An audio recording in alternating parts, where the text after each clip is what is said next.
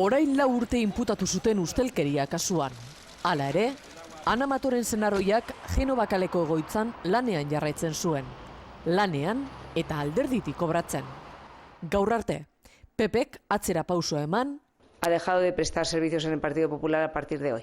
Eta Jesus Sepúlveda PPtik bota du. Que rectificar es de sabios y no tengo ningún problema en decirlo. Kaleratzearen zetasunez galdetuta, ia bidegabeko kaleratzea den eta kalte ordainik jasoko duen, indarrean den legearen arabera egingo dela, hori idazkari nagusiak esan duen bakarra. Otsaiak 13an berriz ere auzitegian izango da Sepúlveda. Bere deklarazioek dudarik ez zeresan handia izango dute ministroaren etorkizun politikoan. Gaur sozialistek beste behin ere dimisioa eskatu dute. Respetamos profundamente la dimisión del Papa. No es la que habíamos pedido, pero respetamos profundamente.